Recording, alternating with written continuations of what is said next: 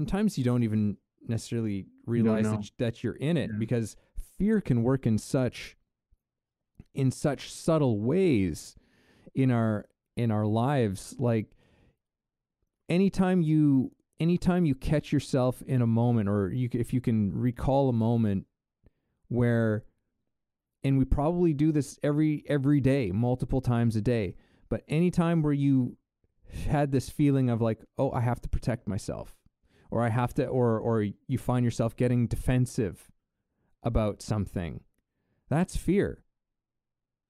That's a form of fear that's coming up, because otherwise you wouldn't feel the need to protect, you wouldn't feel the need to defend, right? So just think of how many times that little feeling comes up, right? Like even in an interaction with your neighbor, right? They might say like, so how's like, how are things going? It's like, oh well, I can't tell them about this, can't tell them, I don't want them to know this about me, right? Even though this is the truth. This is Way of the Artist with Brandon Colby Cook and Evan Schulte. Identifying your blocks and demystifying your struggles, so that you can claim your own path and make your life a work of art.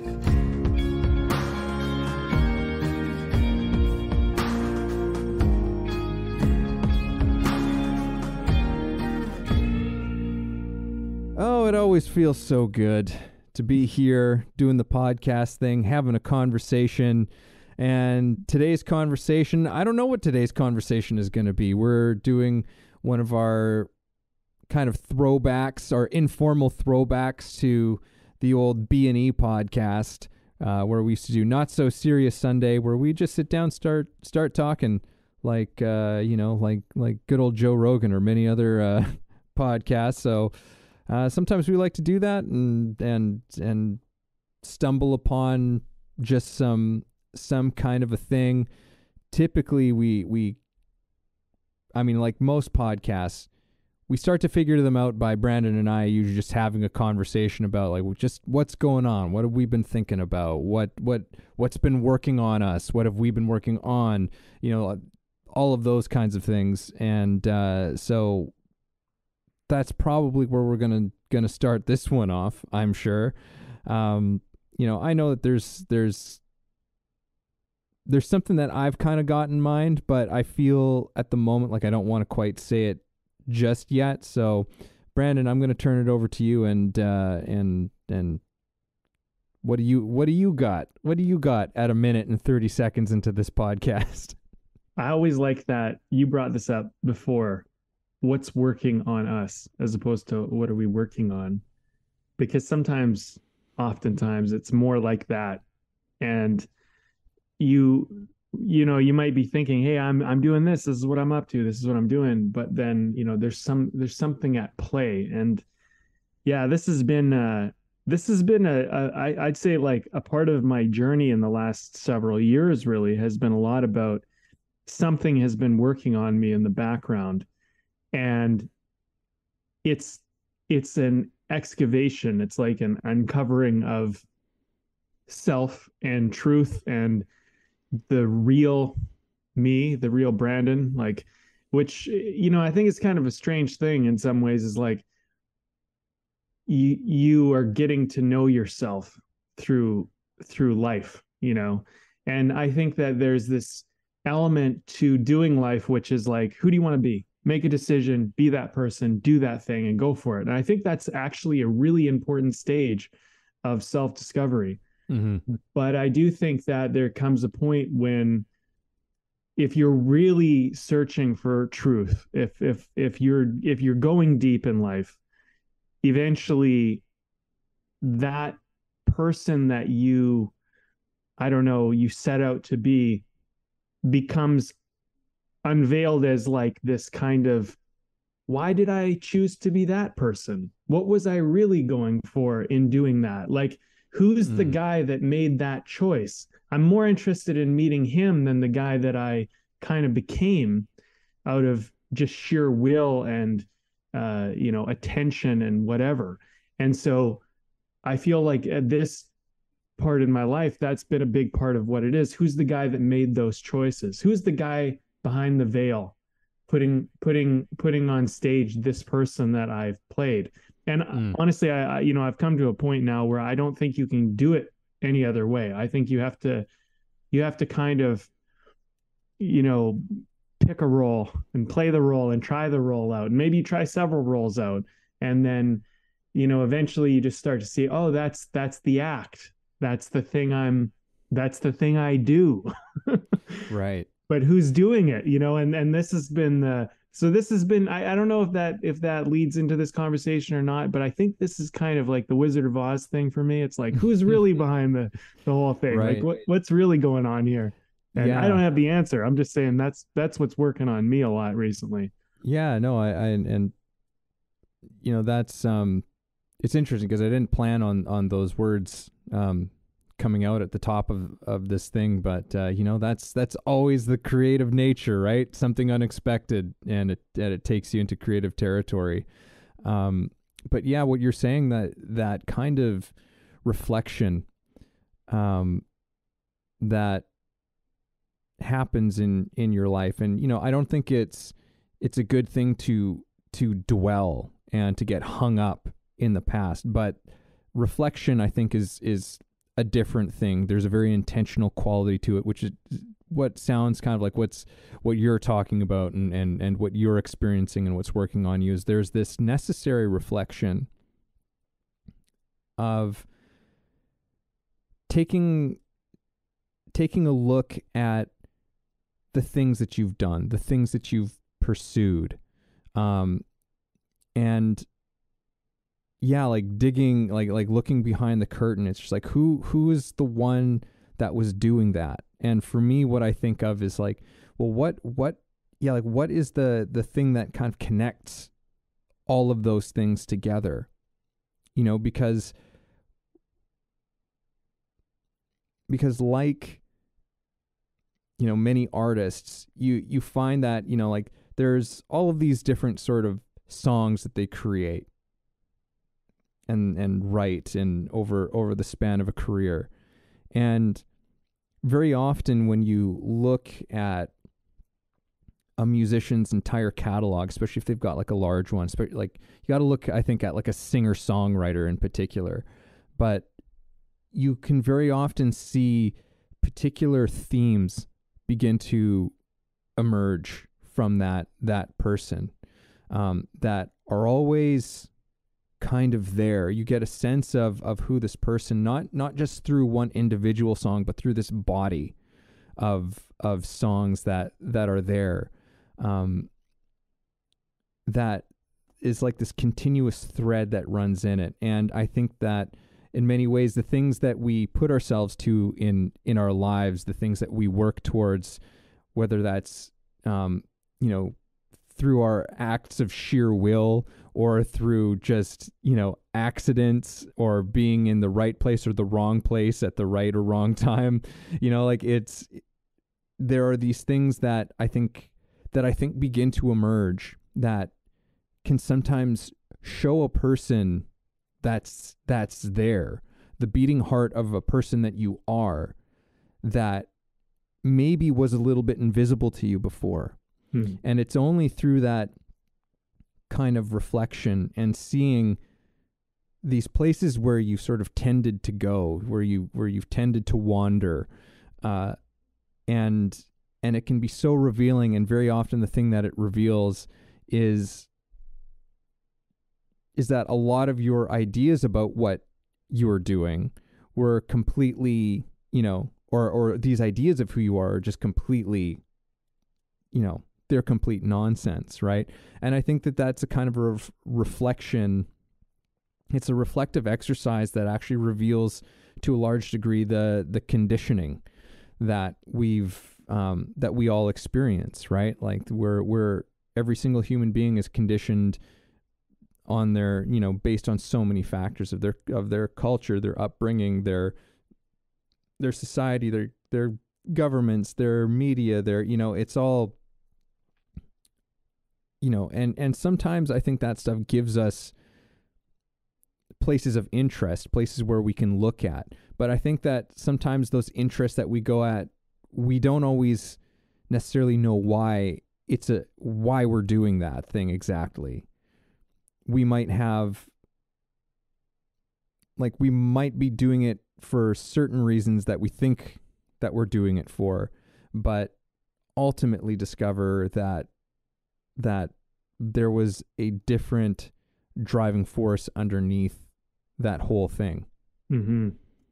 Yeah. And I mean, what if that driving force is really like fear or something, you know? And I think that's a worthwhile question to ask, because if you're driving towards something because you're scared, or because you're hiding from something, or maybe there's some pain or something you don't want to experience,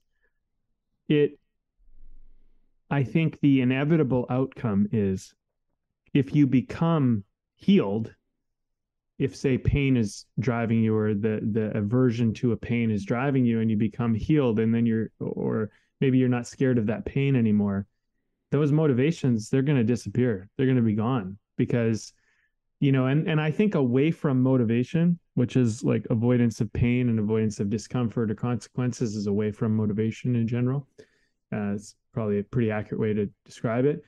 I think it's very, very powerful. I think it's often even more powerful than toward motivation in its own right, because it's so deeply rooted in survival. And when you corner an animal, you can really find out what it's what it's willing to do to survive, right? And I think that we're all a little bit, or not all of us maybe, but I think a lot of us, we get super motivated because we're kind of cornered into it in a way. It's like, if you don't become somebody, if you don't do something, you'll be nothing, you'll be a failure.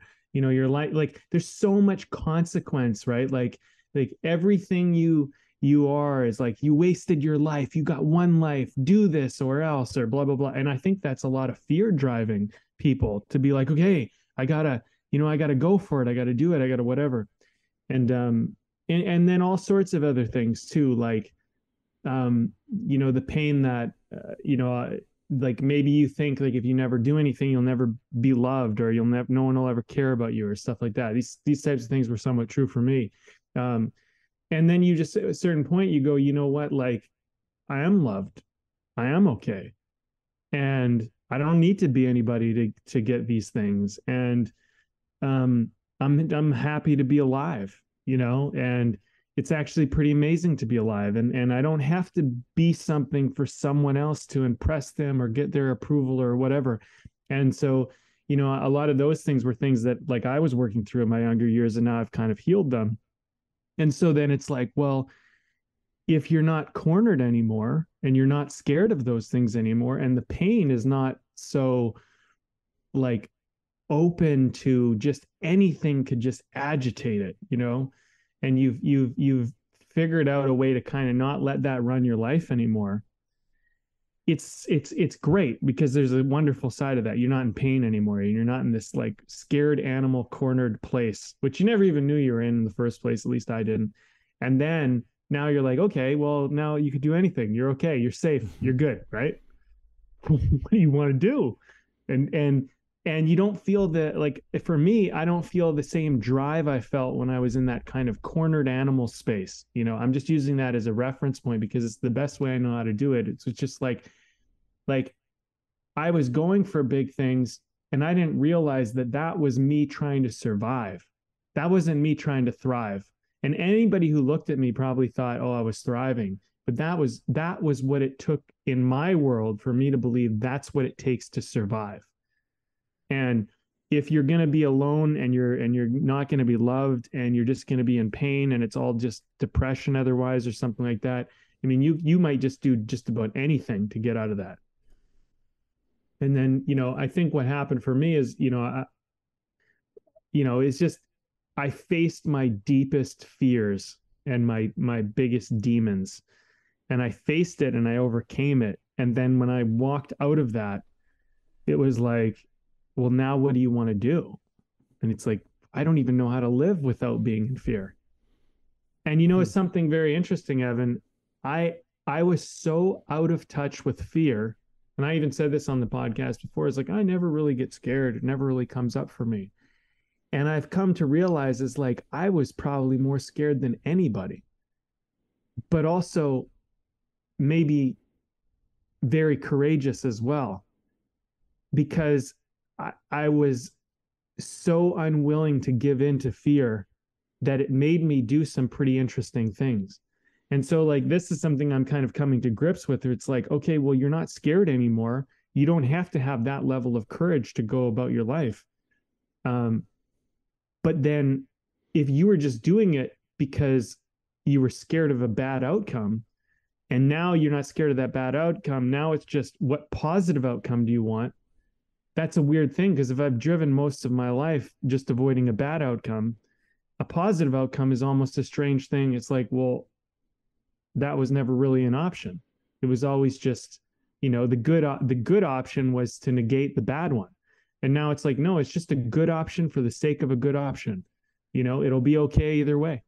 Do it, don't do it. Do this, don't do that. Do this instead, whatever. It'll all be okay. It'll be fine. You're not, you're not under threat like you used to be, or used to think you were, at least. And so this is like this is the thing. What's working on you? I just go back to that. It's like, yeah, like, I guess that's what's been working on me. And I don't even know, where we are in the waters of this conversation at this point. But the interesting thing to me is, like, the artist journey, I think, is one that eventually starts to go deep. If you hang in it long enough, it just starts to go deep at some point. And when it goes deep, it's really weird, because most things in the beginning, and we've talked about this, they're somewhat superficial in the beginning, right? But then you get older and wiser, and you meet more people, and you have more interactions, and you're more invested, and you've learned more, and all of a sudden the only answer is to go deep and not wide anymore. And so then it's just like, well, where am I? I've always just gone wider. Every time I ran into a problem, I just go around it. Now I got to go deep. Now I got to dig into myself to try and figure out this stuff. Oh, I don't even know. Like, it's like I'm starting over again. So, yeah. Yeah, but there's, as we discussed in a recent podcast, there's lots of treasure to be found there, right? I mean, I think that where I see sort of this conversation at the moment, this, like, what's working on you, and I mean, you bring in the subject of fear, which I think, yeah, like, for most of us, you start going in a little bit deeper, you're probably going to encounter some fear. And maybe it's fear that actually makes you go deeper. And, one of the things with fear is that if you live with it long enough, I think it makes you dangerous,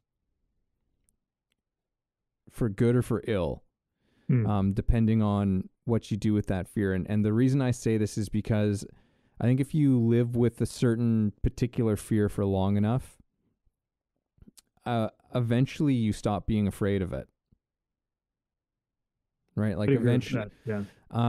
Either because you're just, so burnt out or exhausted, or you're fed up, or you're whatever. And, you can use that in a destructive way or in a creative way, much like many sort of empowering things that we can stumble upon. And that's, I think, a way in which that can happen. I mean, you see, throughout, this is a fairly, dramatic example of this, but you see throughout, human history with oppressive leaders, oppressive governments or something, it's like many of them, they run on fear, right? You make people afraid, and they have a lot of power to make people afraid. But eventually people stop being afraid. Like, where it's just like not even death is something that's because there's the realization that the alternative is worse. Mm-hmm. The alternative is far worse, which is to continue living with this thing. And you find a power there. And that's what I mean by, like, it makes you dangerous, right? It makes you a dangerous person. and maybe that's not entirely the right word for it, but I mean it in like I'm trying to use it in a way that, in a way that promotes sort of wholeness and selfhood. Like you can become dangerous to your ego. You can become dangerous to this small person that you thought that you were. And I think that sometimes the ego has some pushback on that, as well. And it can bring up even bigger fears and bigger fears and bigger fears. And that whole process can feel like it's endless, where it's just like, oh God, I thought we just got through it. And you kind of, again, and it just draws you deeper and deeper and deeper and deeper into it. Right. I don't necessarily know where I'm going with that, but fear is something that stuck out to me in what you were saying as being like, oh yeah, like that's like, I don't know if it's something that we talk about. We definitely talk about it on this podcast, but I don't feel like it's something that we talk about really directly in very often in our podcast. And it's such a huge part of our lives. Mm-hmm. Fear is such a huge thing that most of us, if not all of us, contend with on a day-by-day basis, by an hour-by-hour, minute-by-minute, second-by-second basis for so many of us. So, yeah, I don't know if maybe there's something that in there that you have to add, but. Well, I've said on the podcast before, and it's something I live by, which is don't make a decision out of fear, which I do believe is true. But if you don't even know you're scared, how do you not make a decision out of fear, right? Like, and I think for me, like, something I'm kind of coming to grips with, it takes a little bit of humility, I suppose, is like, okay, I've been pretty good about not consciously making decisions out of fear, but unconsciously I might have been. And so in this next stage of my life, it's been like, okay, well, as I dig in deeper to the unconscious fear and I identify it and root it out, I'm making yet even better decisions because I'm not running from the same fear that maybe I was but unconscious to before. And something I heard this week, Evan, was this take on trauma. And the person was saying that trauma is not what happens to you. It's what happens inside of you from what happens to you. It's your perception of what happens. It's your take on what happens, your internal experience of what happens. And they said a couple other things about trauma, but I think that we have these moments in life, and they're, we don't even look at them, right? But they are traumatizing. I mean, you find out that the world is different than you thought it was, and it could be a massive betrayal, or it could just be, hey, like what? Santa Claus isn't real, like that's a little bit traumatic, a little bit, right? Because and I know this sounds like I'm being like super, super sensitive to it. And I think that there's a point where you can become so sensitive to stuff that it's not serving you anymore. So I'll keep that in mind. But I do think that you have these traumas, and they make a big impact on you internally. And so you start to go, okay, well, the world is this, the world is that. And you make these internal decisions about, what it is. And another thing that this person was talking about was they were saying that when you're re-experiencing your trauma, it's not happening in the past, it's happening right now, as though it was happening when it happened. And so these things are, I think, an interesting thing to understand, because when you're working from like deep-rooted fear, you're basically working from trauma. And so if you recognize that in this moment that you're experiencing this thing, you get a chance to investigate the trauma that maybe you as a child weren't able to investigate. But now as an adult, if you're experiencing it right now and you're catching yourself in it and you're reacting, you're getting triggered or whatever's going on, you could go, okay, look what's going on inside of me. right? Look what's happening here. And you could actually deal with it as though it is happening right now. Because I think unfortunately and fortunately in its own way, we are creatures of habit and creatures of pattern. And we tend to do the same things over and over and over again. We tend to do what seemed safe or what seemed to work or what other people did. We model. We just keep doing it over and over on almost like a broken record repeat. And if we got somehow traumatized in a way that's not serving us today, the chances of us repeating the trauma pattern is much higher than repeating a healthy pattern, because all we learned was the trauma pattern. And so part of like this finding yourself journey, I think, is also about a healing journey. And it's about going, and this is something you mentioned before, Evan, I think it stands out for me right now, is like, is this what I would do if I could choose what I do? Is this what I would choose to do? And that's a really interesting question, because if you can catch yourself in the moment of doing something and go like, wait a minute, is this what I would choose to do? Like, really? And then that's hard. That's not an easy thing to do. But if you could do that, you could break a pattern that you've been running for a long time in your life, you know, and a pattern that is not serving you in some way, because every time you come into a moment, you know, you think, oh man, like they're not happy with me, I'm going to be under attack, right? That's what you think. That's your trauma. So if you can go in the moment and go like, wait a minute, would I choose to perceive myself under attack if I had a choice? And I've that's been something that I've worked on a lot, where it's like when I go into an argument, or what perceives to be an argument to me, even that word can be triggering in a way, right? Sounds so sensitive right now, but it is. It's like I perceive a fight. We're going to fight. It's going to be a battle. We're going to yell at each other. That's what's going to happen, because there was some trauma as a kid. And it's like, no, you know what? This could be calm, and it could be loving, it could be a minor disagreement. And I could hear the person and they could hear me. And it might not have to be like that. And then if you can stop yourself and go, wait a minute, this doesn't have to play out the way I think it has to play out. It gives you new options and a new way of navigating this thing, right? So I think there's something about this whole thing we're talking about, which is like, yeah, it's scary though. Like, it's really scary to break a pattern, because what if you're wrong? What if it is a fight? And then you just disarmed yourself, or you put your guard down and you weren't ready and you took a hit. You know what I mean? Like, that's that like the fear is there, right? But if you can identify that fear is running it, maybe you can stop yourself from using the fear as your response. You know, I'm not saying just be vulnerably open with every person you ever talk to, because maybe that's not healthy either. But maybe it doesn't have to be a fight either. Like, maybe there's some balance, maybe there's some middle ground there, right? And this is just one instance of a billion zillion probably different scenarios that could occur, right?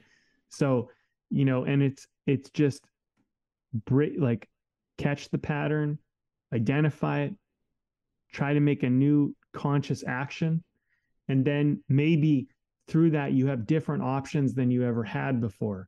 And wouldn't that be interesting? Because maybe the options that you keep thinking you have, they keep leading you down a bad road over and over and over again, or they keep leading you down a road where, you know, for me, for example, I'm just being super vulnerable here, but anytime someone came into my life who like truly like loved me when I was younger, I kind of just pushed them away. And it's a weird thing. It's like a defense mechanism to vulnerability, you know? And it's like, it's something I've become aware of. And I'm like, well, that's silly. I don't want to do that. But when I was unconscious of it, it was something I do. And I know I'm not the only one that does that. I know this is actually quite a common thing that people do.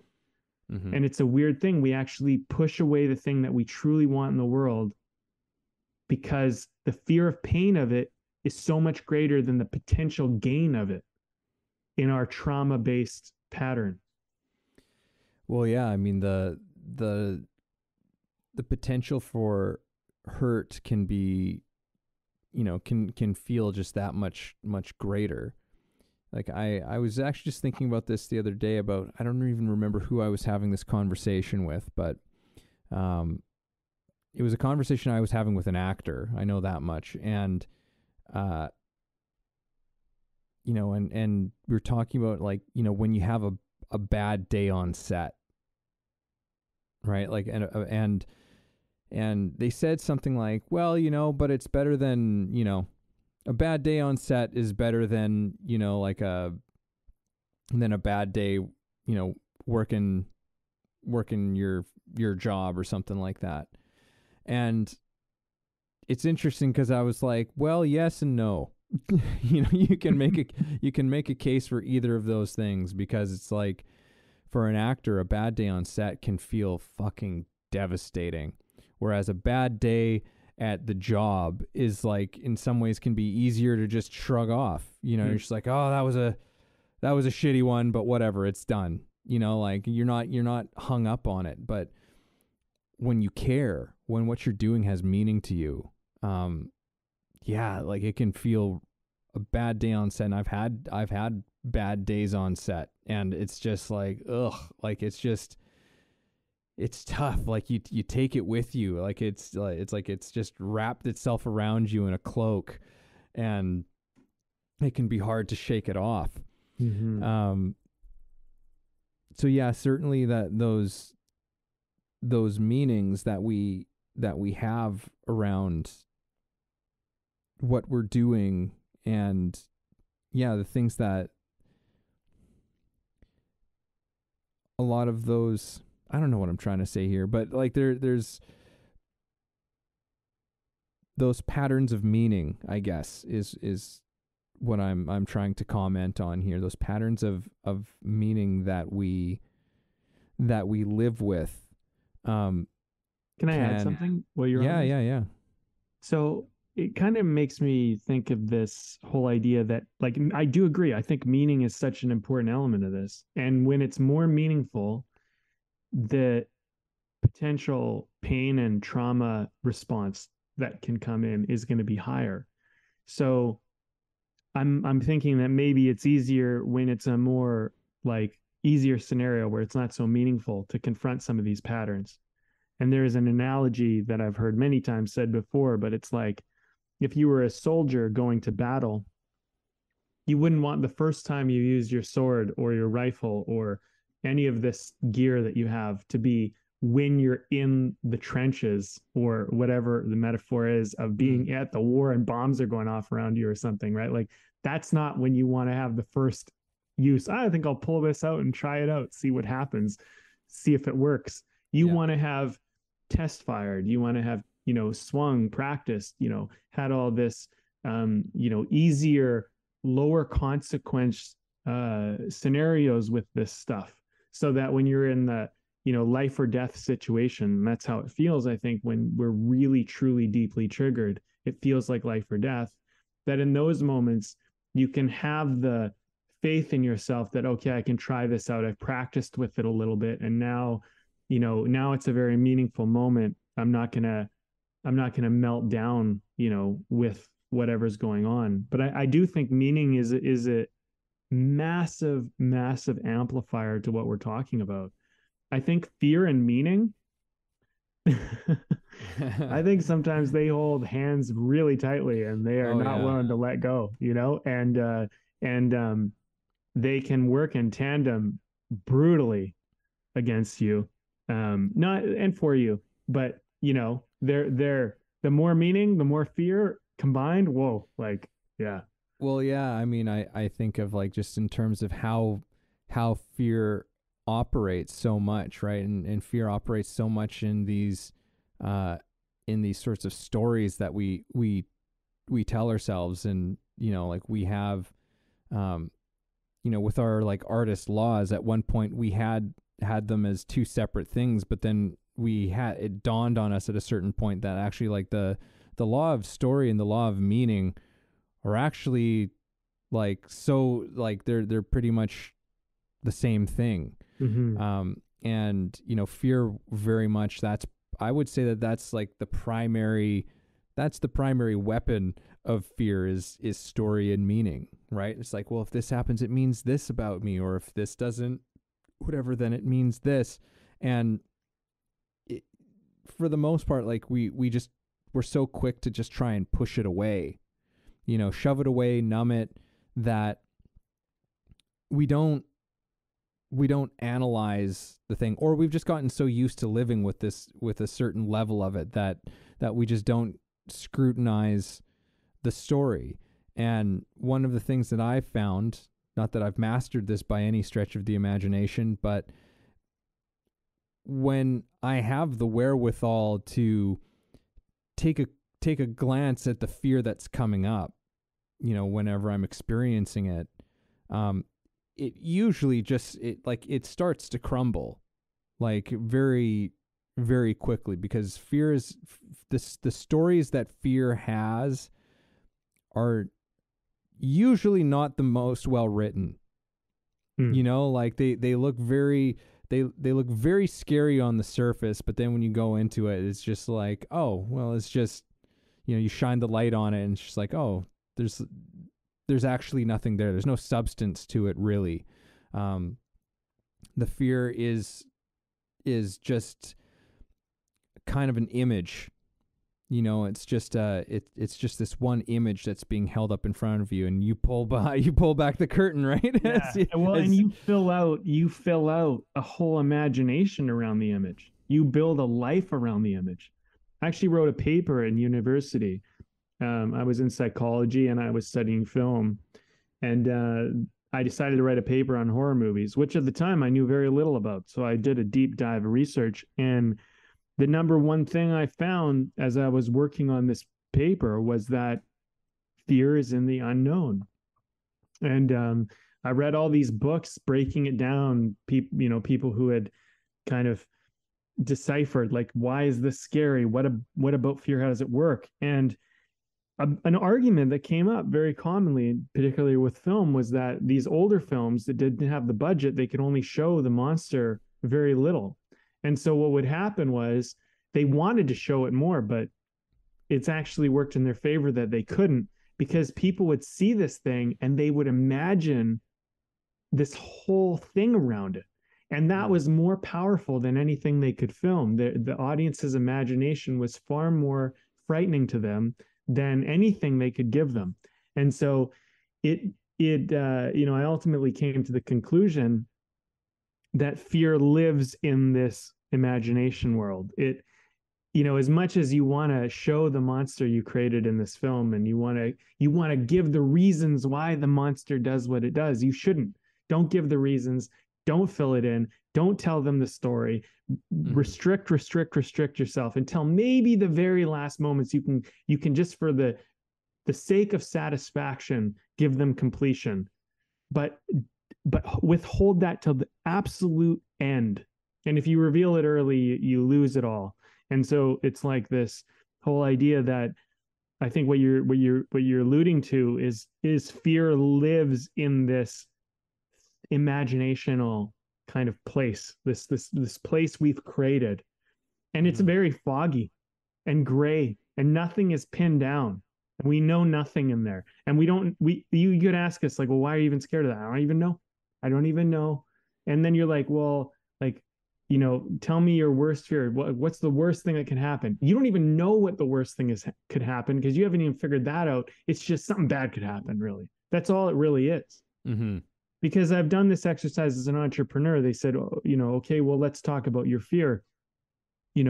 What's the worst thing that could happen? It's like, well, I could lose all my money and become homeless. Okay, then what? Well, what would you do? How would you, like, let's say that happened. What would you do? How would you be okay? Could you figure it out? It's like, okay, well, I guess I would call this person and crash on their couch for a week, and then I'd, whatever. And like, okay, so, and it's like, well, that would still suck because it'd be embarrassing. Okay, so what? You're embarrassed. Now what? Does this make your story better when you succeed, or, whatever? Or even if you don't succeed, is this something you could wear as a badge of honor? Hey, I tried something. I really tried. And this is, and this is how far I went with it, and then all of a sudden the fear starts to go away. But most of this stuff lives in this very foggy gray area that is totally unexplored. Hey everybody, this is Evan, and this episode is brought to you by my book. Yes, I recently released a book called The Actor's Awakening, Connecting Spirituality to Craft. Expand yourself as an actor and your craft through a spiritual perspective. Take a journey that will explore universal philosophies and insights to help you understand human nature in a profound way, and develop practices to take your work to another level.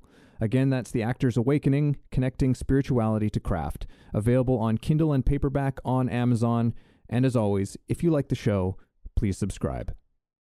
Yeah, and it's interesting because what you're saying is like, yeah, it's like this reminder that it's like, because sometimes I think the fear is that we're going to be stuck. You know, we're going to stay stuck. And in a weird way, it's actually the fear that makes us stuck. When you actually face fears, when you actually come up to fears, and even if some of the things come to pass in like the examples that you were giving there, you realize that it's just like, but it's not going to stay like that. Like we are change in motion, you know, like we ourselves are forces of change. You're not just going to stay in these states. Right. But I think that's kind of the anxiety that almost is even worse than the thing itself. You know, living with just these unexamined fears, I think is, and I can definitely, you know, kind of give testimony to that for in my own life for sure. Like, you know, just as we're talking about this, I'm just like, oh yeah, like holy shit, you know. But like how do we pause and actually recognize fear when it's happening to us, and how do we actually find ways to move through it to actually, you know, like that's, I don't think that's like, I don't think it's actually that complicated, but it can feel so difficult at the same time. And so that's kind of like the question that I have to a certain degree, because when you're in fear, or like you had mentioned before, sometimes you don't even necessarily realize that you're in it, because fear can work in such subtle ways in our lives. Like anytime you catch yourself in a moment, or if you can recall a moment where, and we probably do this every day, multiple times a day, but anytime where you had this feeling of like, oh, I have to protect myself, or I have to, or you find yourself getting defensive about something, that's fear.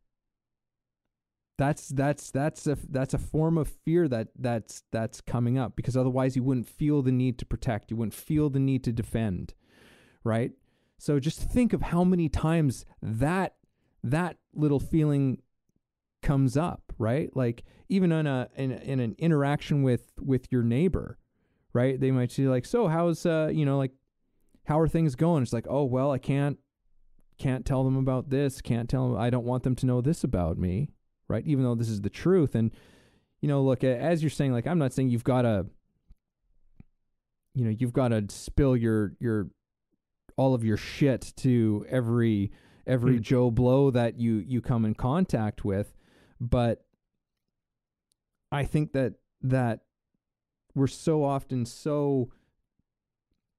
we like, again, we run away from it, because it's like you walk away from that interaction with the neighbor, and maybe say like, oh yeah, things are great, you know, da da da da da, everything's fine, even though in that moment you're just like, oh, actually, like I'm really struggling with a lot of these different things, but this is what I'm going to say to you, and then I'm going to walk away from this conversation and I'm not going to actually think about the shit that's actually going on for me.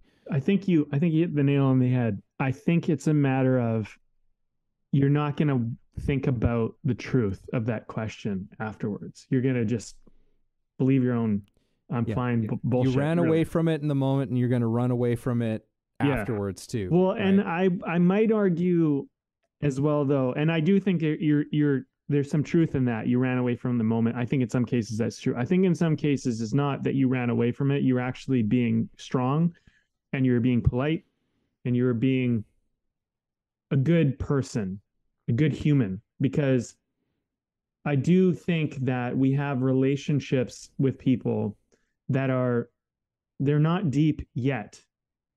And that's something you have to develop and you have to earn. And it takes courage to earn a deep relationship with somebody. It takes a certain amount of desire and want to do so. And sometimes it happens without you wanting it, but that's another thing. But well, before so hang on, if I might for a second. Okay. Like, because I'm having some questions about some of the things that I've said and something that you mentioned, because it's like, in this hypothetical scenario of the chat with the neighbor who, maybe you're not close friends with, but you chat when you see each other. It's friendly. It's a friendly relationship. And to me, it's like, I think that where I'm questioning some of this is, it's like, well, why can't you just tell somebody who asked you that, like, oh, I'm struggling a little bit right now. It's like, oh yeah, what's going on? I don't really feel like talking about that, but that's just where I'm at. Like, what's wrong with that? You don't need to tell all the circumstances of what's going on. You don't need to divulge all of the personal information, but you can still, this is my thing. It's like, why is that level of vulnerability and honesty something that we still run away from? What's wrong with that? Like, what are we really, is that really so much that, like, we have to be dishonest? Because I'm just questioning the whole, there's a difference between saying to when you're actually struggling and telling somebody, it's like, oh, I'm struggling, don't really want to get into it, but that's where I'm at, right? There's nothing dishonest in that, but there is something dishonest in you're struggling and they say, how are you doing? And you're just like, oh, I'm doing good, doing good. Everyone's doing good. Like, there is a dishonesty there. And I think that there's a price that we pay for those little dishonesties. And well, so I agree with that. I agree. Yeah. I hear your point. I do. Yeah. Yeah. Yeah. And I just one thing, and I've said this on some episodes before, but like, I remember, I think it was in 2019, I went and did like a 10-day silent meditation retreat. And I thought, oh yeah, the silence is, I had all these ideas as to, like, the function of what that silence is for. One of the things I never realized it was that the silence is for is actually for that very purpose of, so that you can't be dishonest with other people. It keeps it, like, just because of those little subtle ways in which we can be dishonest with other people, and it's a dishonesty to ourselves as well. That's just like, that was one of the reasons that really shocked me about why that's a practice in there. I mean, there's a few reasons for it, but that was one that I was like, I'd never contemplated. So just, I'll turn it back over to you, but I just felt like I just needed to, like, interject a little something there. Yeah, no, I mean, I hear that. I think, I don't know. It's to each their own, I suppose. Like, make your own way with it. I think that there is a certain amount of being aware of why somebody's asking you the question, and not expecting them to be ready to hear your truth, because I don't think that always people are asking you to really know. And I think that's a social kind of norm. And I think if someone says, hey, how you doing? It's more like a hello, can you respond to me, please? And we can just say that we talked, whatever. It's polite. It's not really much more than that. And I think that having a certain amount of awareness about that is important as a social creature, just to navigate the world. And I think of it too as like, and maybe this is a bit of me being somewhat of an accommodator, or at least having a past of that, is I don't want to burden people with my problems. And I Yeah. do think that there's something really admirable and stoic about that. I think that's really important. It's like, yeah, we all got problems, man. We all got struggles. Listen, I know you got struggles. I got struggles. But how are you doing with your struggles in general? You know what? I'm okay. I got it under control. I'm good. You know what I mean? I'm good. I don't need your help right now. I'm not in a chaotic moment. But I think that's a genuine way to respond if you really like look at it from that perspective. It's like, I'm good. I got it under control. But if you feel that there's an opportunity to crack through a very superficial shell and say, you know what, I'm good. I got everything under control. But to be honest with you, I'm going through a little bit of a struggle, and there's nothing to do about it. It's just that's what's really going on. And I feel like saying that to you is just more where I'm at. And I just wanted to be real transparent today. And that person could be like, okay, yeah, cool, man. Well, if you need some help or whatever, it's like, yeah, I'm good. I'm good. But like, thanks for asking. And genuinely, thanks for asking. You know what I mean? Like that would be a much more authentic, break some walls down communication. I'm hesitant to tell people to just like, yeah, just break down the walls and open up with each other. I don't actually think that's good. I think you'll come off as weird and you'll become a burden and you'll become actually more disconnected from that person if you're not careful. I think that you need to look at certain things with people of earned vulnerability and earned sharing. It's something where you want to be careful in the sense that you're being respectful of not just the other person, but of yourself, to not just like open the floodgates and let them know everything that's going on. I had a guy show up to me. So I was working, I'll just explain this story, Evan. I was working this a few years ago. I took this temporary job where I was doing this labor job, and it was to make some extra bucks and whatever. And they would get these temporary workers, these temps, they'd call them. And these temps would show up to help the main crew. And so this one of the first weeks I was there, I go out to grab my lunch by my car, and this guy comes out to me and he's like, hey, how's it going? Whatever. I'm like, he's good, whatever, we're talking. He's like, my parents killed themselves and blah, blah, blah. He starts going off. I was just like, I don't even know this guy. And this is heavy.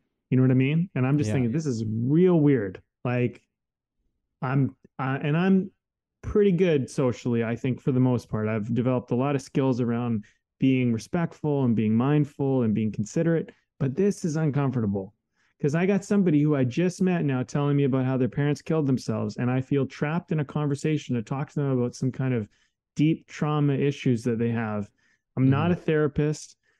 I don't know this person's state of mental health. I don't really know.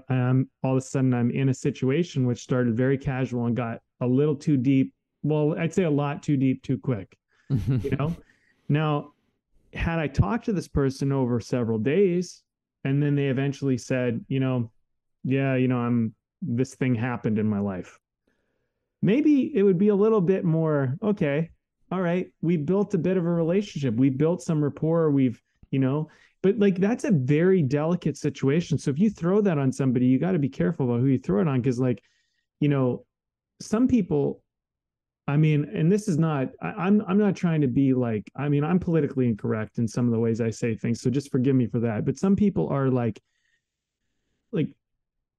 mentally ill, like kind of a little bit crazy. You know what I mean? Like they're not in a good place. And so for a stranger who doesn't know how to deal with that mental illness or that very like kind of volatile state they might be in, they might be suicidal. You know what I'm saying? Like you don't know who you're talking to. You don't know what's going on for that person. And so if you are that person who's in this really desperate place, I'm not trying to knock you by any means. I'm just saying like, you're going to have to be careful about opening up to somebody about some of these things that are going on with you, because you'll find that you'll just get rejected by them, and then it'll just feel like another hurt, right? Whereas, so I'm really talking to those people who like, they got something to share and they want to open up to people, but they don't have a friend. Like I have you, Evan, or I have other people. I can share with people. I can be like, man, I'm really struggling. Like, hey, I can give you a call. Some people don't have a friend in the world they can call. They don't have a family member they can call. They don't have anybody. They don't even have a therapist or anything, nothing. And so I'm just and I went through a deep, dark depression. I went through that. I got out of it, but I just, I'm just kind of looking at it in terms of break down those walls, but just understand that you can do it incrementally and still be honest and still be truthful. And, the truth is, I would also say to anybody who's really struggling, just know that you're not alone. I mean, everybody is struggling. You have no idea.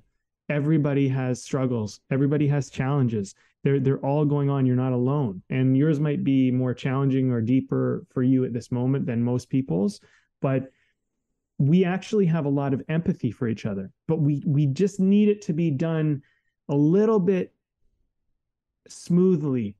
It can't just be thrown on us. It's too much for most people to take in all at once, right? And if you're really desperate and you're like, man, I just need help, just tell somebody, hey, I need help. I don't know you, but like, look, this is where I'm at, and I don't know who to talk to, like, whatever. Like, maybe that's what you need to do, fine. But like, I'm just kind of, I'm being I suppose, devil's advocate in this whole concept of just saying, like, find balance. Because really, like, I know what it's like to feel so friggin' alone. You don't even know what to do. You don't want to get out of bed. You don't even want to leave your house. I know what that feels like. And I also know what it's like to feel like everything in my life is just working out. It's just a perfect dream. I've lived on both sides of those spectrum. And I think that there is a way to connect with people on a very deep level, but just a gradual, like I think, honesty and truth, but with a consideration. Let's put it that way, with a consideration of who you're opening up to, not because, not for any other reason other than it gives you a much better chance to truly connect with that person and have them open up to you. One last thing, let me just say this, Evan. Sorry, I know I'm going on a bit, but one good way to know if somebody's connecting with you is if you share with them a little bit of truth about you, and then they share a little bit of reciprocation and truth that's going on for them. You have broken down massive walls between the two of you. But if they're not opening up to you, then just know that their walls might be up. And even though you want to take yours down, theirs might not be ready to come down. And so, and it's just being responsive to that. It's like Meisner, right? It's like paying attention, like pay attention to what's going on for them. And, and okay, you're not open to getting deeper. You're not open to talking. Okay, no problem. You know what I mean? Yeah. Yeah. And I think that, like, absolutely, in terms of the context of like defenses and stuff, like I think that there is always a way in which we can navigate these situations that are honest, that don't necessarily require the use of, very personal, sensitive information that, not only just for you, but like, as you said, like maybe the other person is just, they just can't,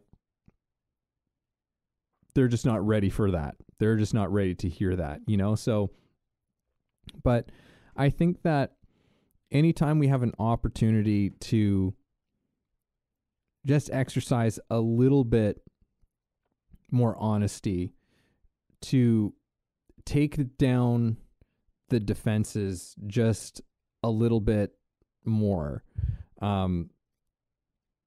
is a good thing to do, and again, it doesn't mean you have to become just everybody's open book. But I think that we're too often putting up these little defenses and protecting ourselves kind of needlessly. Right. And even like for myself, part of this, like I think about just over the last number of months, like since I've had a child, and this first, and I've heard from people before, they're like, oh, that like the first year is hard. Like the first year is hard. And you don't really know what that means until you start to know what it means. And it's been an interesting process because I found that it's become more difficult actually for me to lie, to be dishonest about sort of where my own sort of mental state is at, and a bit of a realization as to how much I actually was being somewhat dishonest about that. But it's at a point where it's like, so how are things going? It's just like, well, I'm keeping my head above water. I've got lots of ups and downs right now.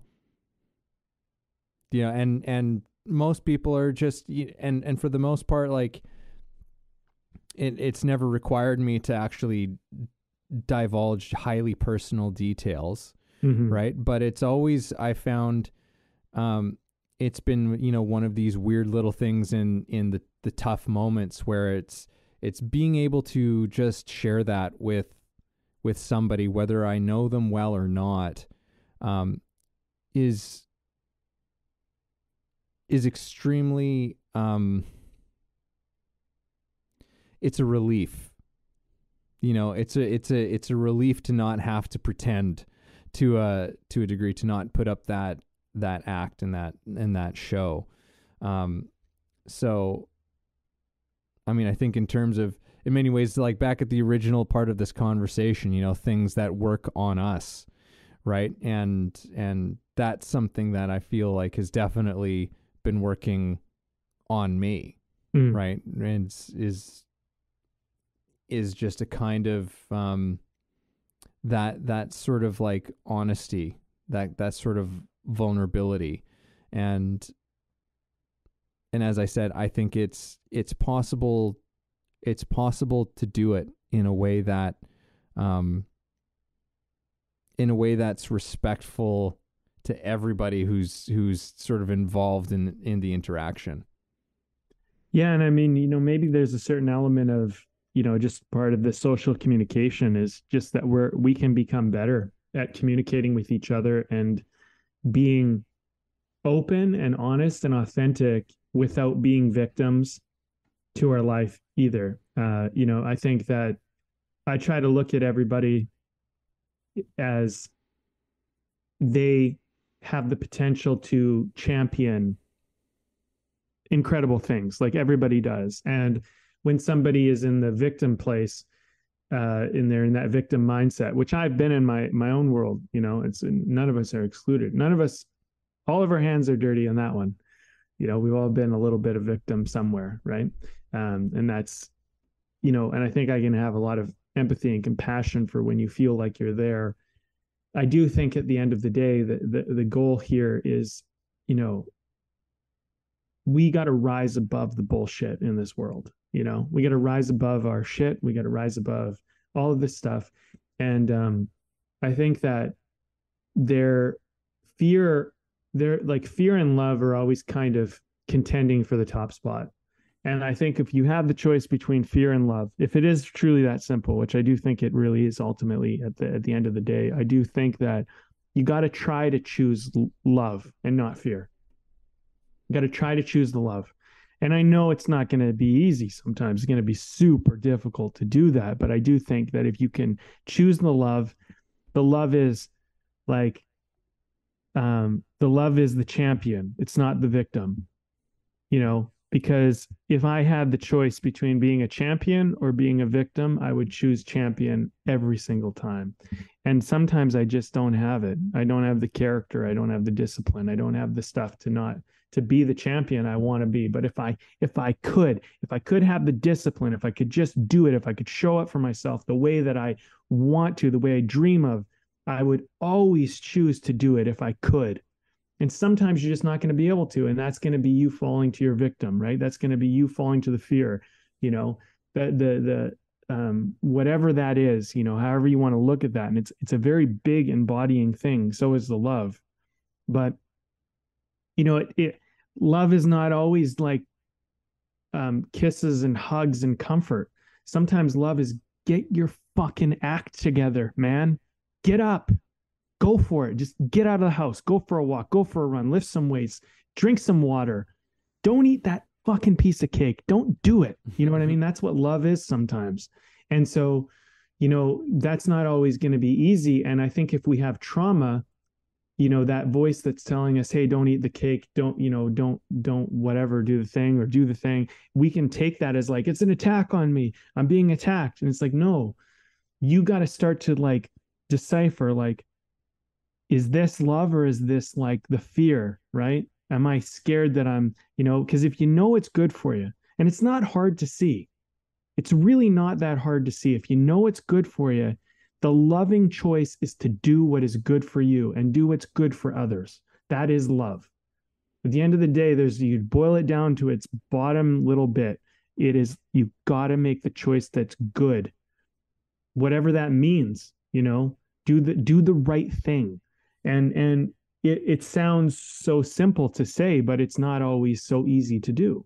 Right. And I think that, when you're letting fear run your life unconsciously, it's very hard to do the good thing. It's very hard to do the right thing because you're working from desperation, you're working from trauma. And then, it's just, you don't even know, like, you don't even know a lot of the time, like, that you're even doing anything that could be bad. You're just trying to feel good.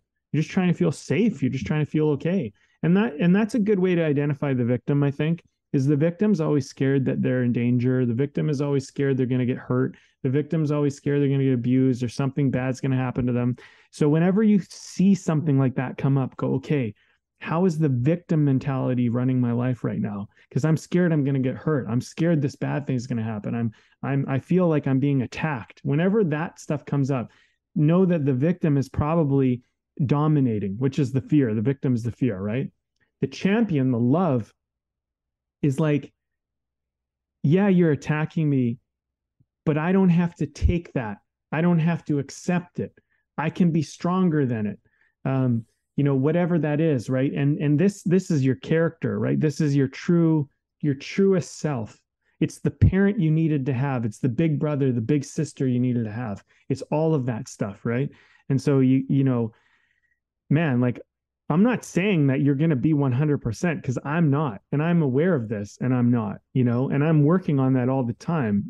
But I think what I'm starting to realize, like, and this conversation has been helpful this way, is just seeing where the victim gets its claws in me, where I'm unconscious of it. Because I'm pretty good when I'm conscious of it for the most part. I'm pretty good. But like when I'm unconscious of it, man, like it just has me, and there's nothing I can do because I don't even know it's happening. So like, and we started this conversation out. I'll just kind of dive back to that for a second, because this will help me kind of finish off what we're talking about. When I started off this conversation, I was saying, what's working on me? Well, what's working on me is, as I go deeper, I'm beginning to see the victim that's been at play deeper. And I'm confronting that victim, the victim that's been traumatized, the victim that's hurting deep down that I'm unaware of. And I keep confronting that part of me, and I keep uprooting it. And then I'm like, well, now what? Now that you're not a victim, now that you're not scared, now what do you want to do? And it's like, I don't know. I've been running from victim. Like, I've been running from the victim mentality deep down all this time, and I didn't even know it. And now I'm beginning to see it. And it's like humbling. It's very humbling, but it's also very freeing. And I think that's exciting, but it's scary in and of itself. You know what I mean? And then all of a sudden you're like, wait, I'm scared of freedom. What? Okay, hold on a second.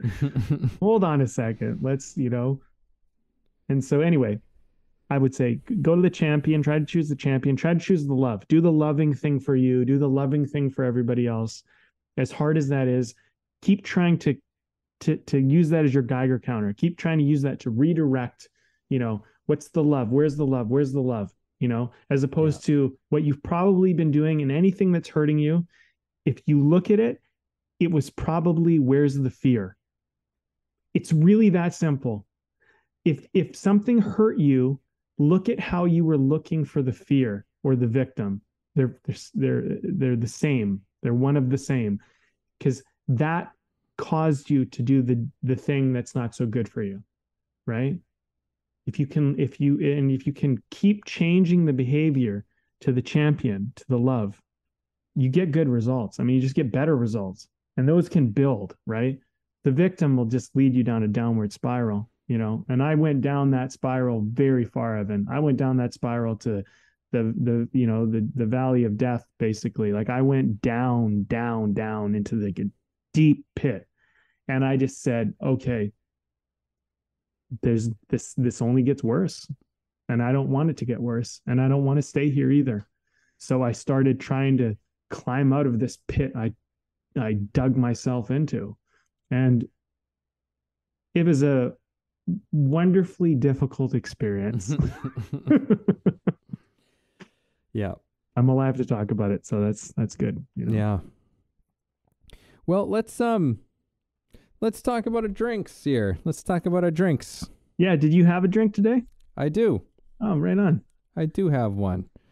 I got one. I'm drinking. This is an interesting one. I wish I had the list of all this, but this is called the Explorer BC Peach Farmhouse Ale.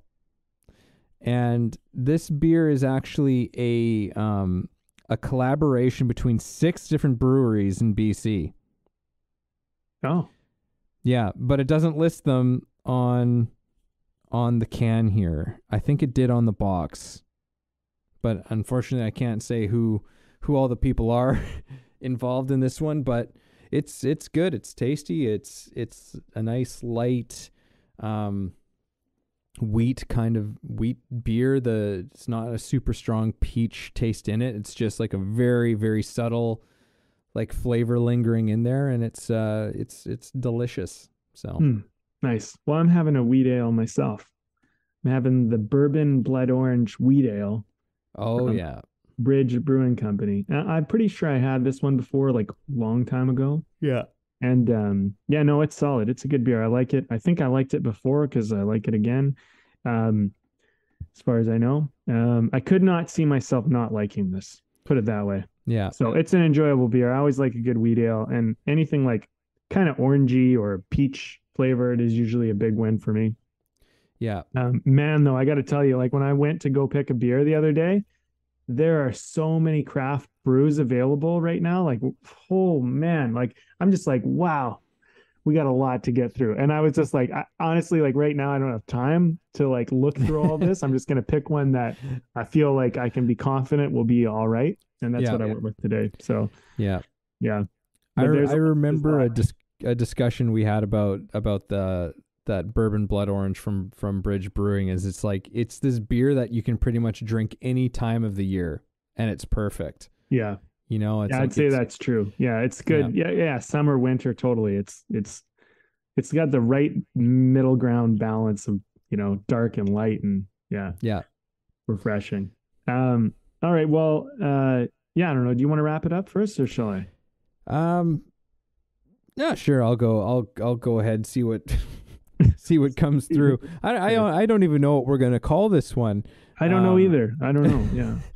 But this has been a fun and interesting just exploration, pulling on threads and seeing what's there, and sometimes I don't know, maybe there isn't always something that connects all of it, but it's this whole conversation started this idea of like, well, what's working on you, like what's the thing that's working on me right now. And it shouldn't be so surprising that fear became a big part of this conversation. When we think of the things that are working on us a lot of the time, is are these fears. I think that the biggest battles we face are always these internal ones, and those internal ones are typically something with fear. You could also say it's like there's definitely guilt and shame that we have battles with as well. But fear's one of the top contenders in there. And I think that through fear in this weird kind of way, if we can learn to respond, to observe our fear with honesty, and maybe with a degree of just curiosity around it. Like if we can just try and take the attitude of like of an archaeologist of our own inner landscape kind of a thing, right? And approach it with curiosity, I think that underneath the fear, we can actually discover this more whole human being that's trying to get through. I think that's, in terms of that juxtaposition, when you think about it, it's like, well, how are we even aware of fear? This layer of fear that most of us live with.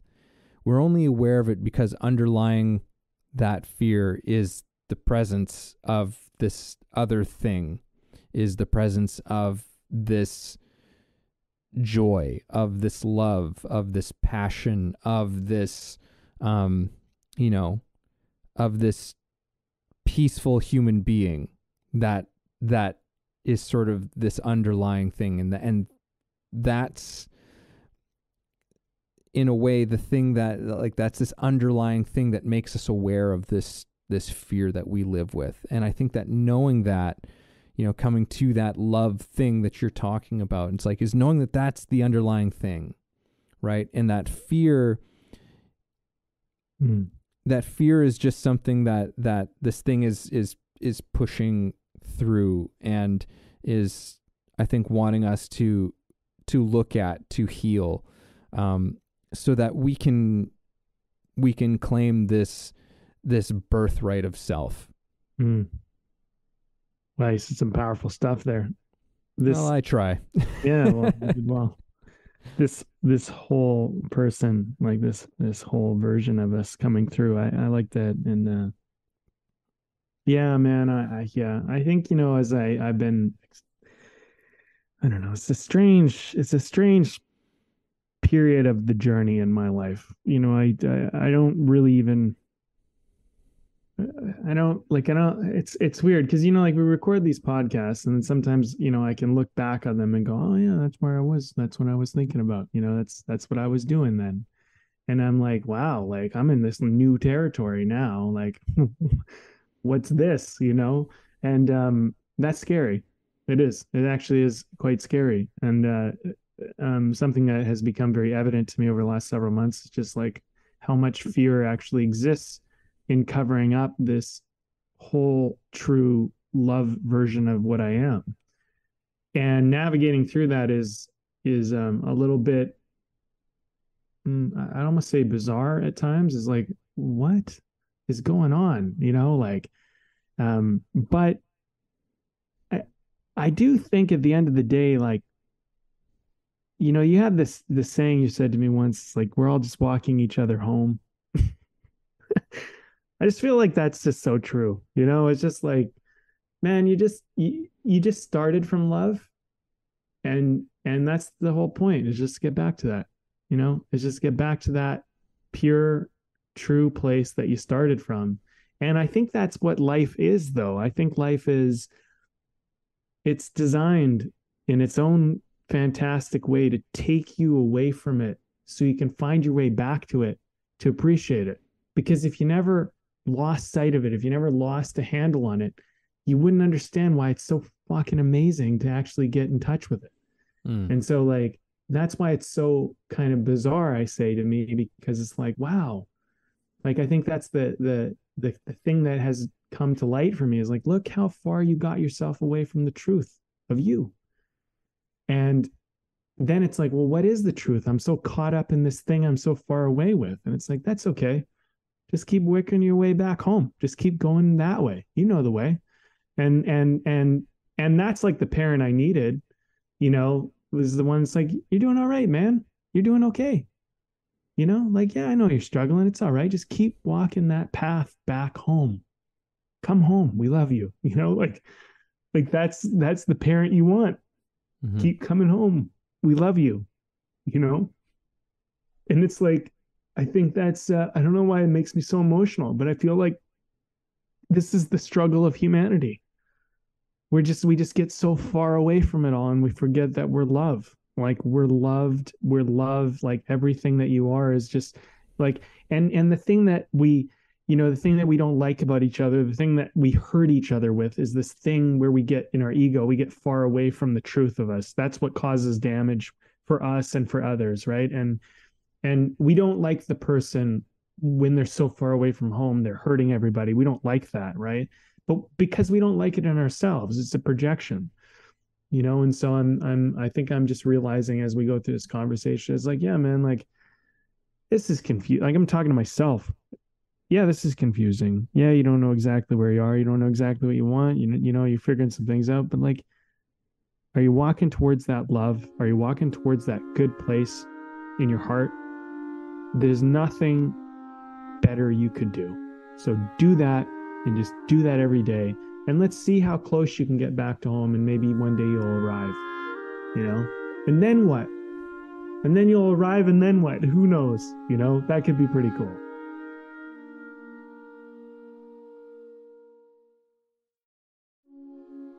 Thank you for listening in on our conversation today. We hope you found something helpful that you can carry forward with you. Head over to our website, wayoftheartist.com, for more free exclusive material and learn about the show.